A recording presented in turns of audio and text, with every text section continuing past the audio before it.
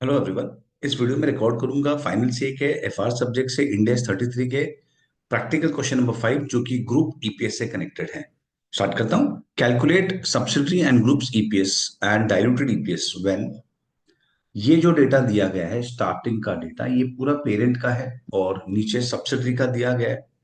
Profit attributable to ordinary equity 12,000 excluding any earnings of और dividend paid by subsidiary. मतलब ये purely parent का है। Ordinary shares outstanding 10,000।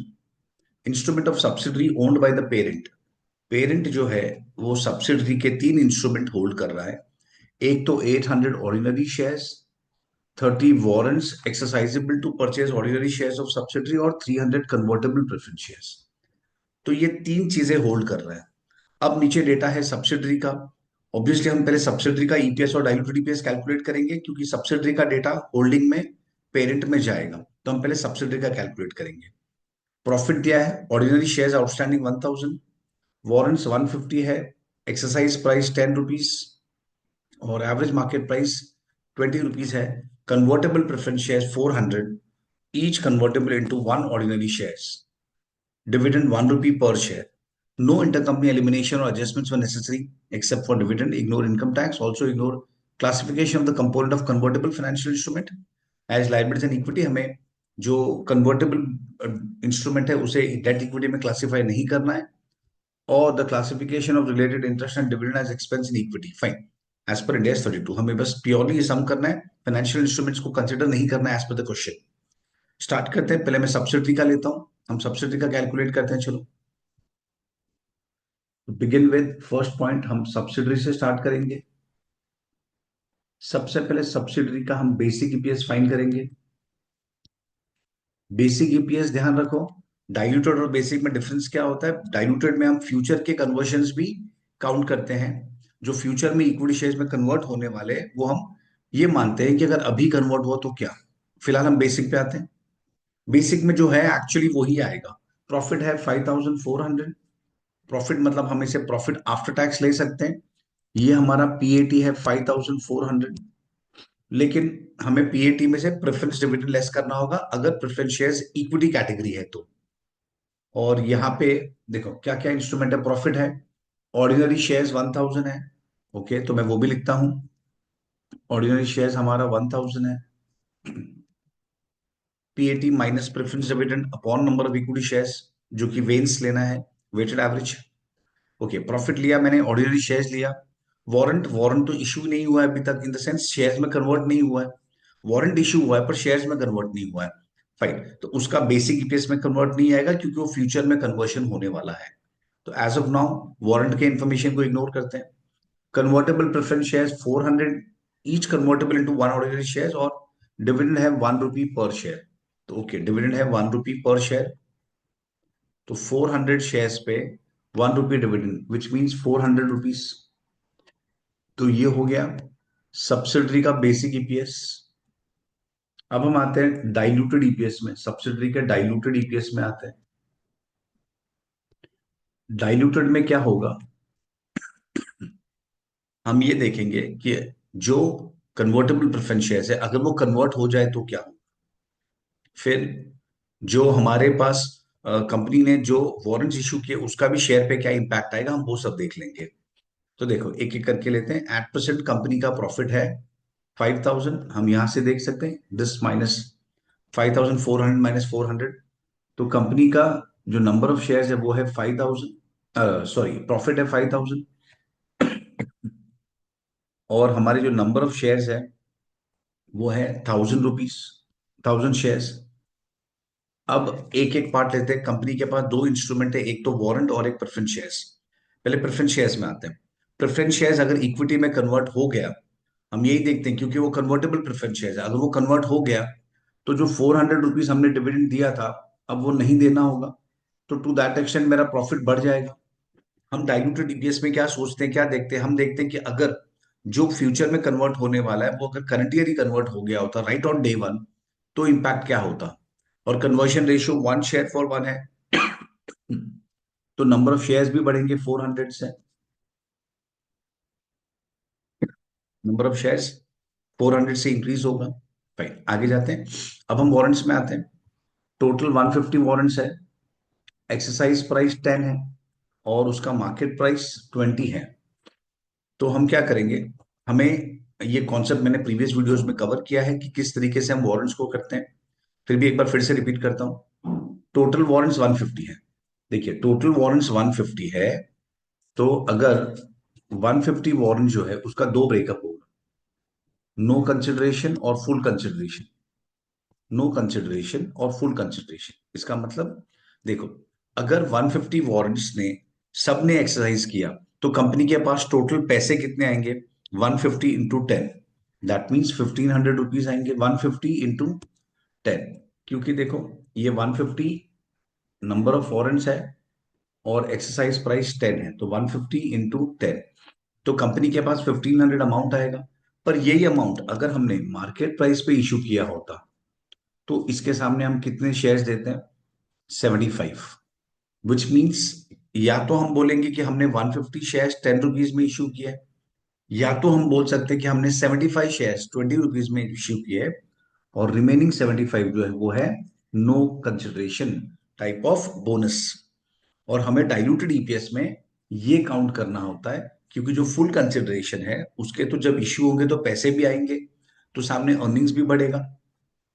तो फुल कंसिडरेशन वाले शेयर्स के वजह से हमारा ईपीएस डाइल्यूट नहीं होगा, और नो कंसिडरेशन में पैसे नहीं आएंगे, सिर्फ शेयर इश्यू हो रहे हैं, तो हमारा ईपीएस डाइल्यूट होगा, गिरेगा, क्योंकि हम शेयर इश्यू कर रहे हैं पर पैसे नहीं ले रहे, तो प्रॉफिट नहीं बढ़ेगा टू दैट एक्सटेंट।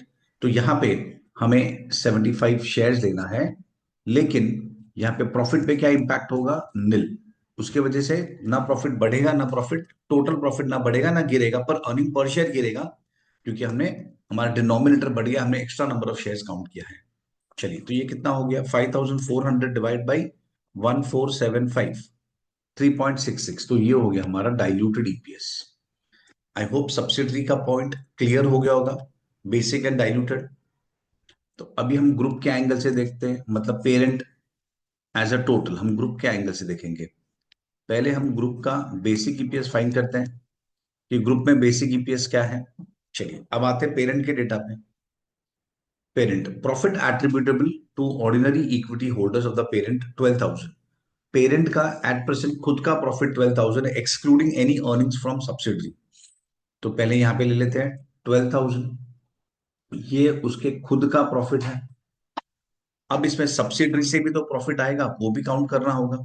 देखते हैं, इनके खुद के शेयर्स तो 10,000 है, तो उसे ऑब्वियसली मैं डिवाइड बाय 10,000 करूंगा, क्योंकि number of shares divide by 10,000। और हाँ, और अब सब्सिडरी से कहां कहां से अर्निंग्स आएगा। हमारे पास सब्सिडरी के तीन इंस्ट्रूमेंट है, सब्सिडरी के तीन इंस्ट्रूमेंट है, 800 इक्विटी शेयर्स है, 30 वारंट्स है और 300 कन्वर्टेबल प्रेफरेंस शेयर्स है। तो हम एक एक करके आते हैं, पहले हम बेसिक लेते हैं। देखिए जैसे मैंने बताया हमारे पास तीन इंस्ट्रूमेंट है सब्सिडरी के, एक है एक है normal equity shares, normal equity shares, एक है वारंट्स, और एक है प्रेफरेंस शेयर्स। प्रेफरेंस शेयर्स और वारंट्स, हमारे पास तीन इंस्ट्रूमेंट्स हैं सब्सिडरी के। तो देखते हैं तीनों से क्या इनकम आएगा। सबसे पहले हम लेते हैं इक्विटी शेयर्स। चलिए, इक्विटी जो है हमारे पास सब्सिडरी के कितने हैं, 800 इक्विटी शेयर्स। और वो जो 800 इक्विटी शेयर है उसका अर्निंग्स क्या है, उसका अर्निंग्स 5 है। देखिए हमें अर्निंग्स फाइंड करना है ना, हमें अर्निंग्स फाइंड करना है। तो जो 800 शेयर्स है, उस 800 शेयर्स के थ्रू हमें क्या अर्निंग्स मिल सकता है, तो वो है 5 रुपीज पर शेयर, क्योंकि ये 5 है सब्सिडरी का बेसिक अर्निंग पर शेयर, और हमें बेसिक के लिए चाहिए। तो यहां पे मैं लूंगा 800 शेयर जो हमारे पास है सब्सिडरी के इंटू 5। फिर प्रेफरेंस शेयर्स पे आते हैं। प्रेफरेंस शेयर्स हमारे पास है 300, और उस पे सब्सिडरी ने 1 रुपी का डिविडेंड डिक्लेयर किया था, तो इस 300 शेयर्स पे हमें 1 रुपी मिलेगा। अब आते वारंट्स में। क्या वारंट्स पे सब्सिडरी ने कोई भी इनकम एक्चुअली डिक्लेयर किया है, बिल्कुल नहीं, वो तो इश्यू ही नहीं हुआ है, तो उस पे कोई भी इनकम नहीं आएगा, क्योंकि वो तो शेयर भी नहीं इश्यू हुआ। दैट्स इट, तो दिस इज द पोजीशन। तो 12,000 प्लस 4,000 प्लस 300 डिवाइड बाई 10,000, तो और बेसिक अर्निंग पर शेयर हो गया ग्रुप का 1.63। देखिए शेयर कैपिटल में कोई इंपैक्ट नहीं है, तो बच्चे यहाँ पे थोड़ा कंफ्यूज हो जाते हैं कि भाई यहाँ पे शेयर कैपिटल में इंपैक्ट नहीं आएगा।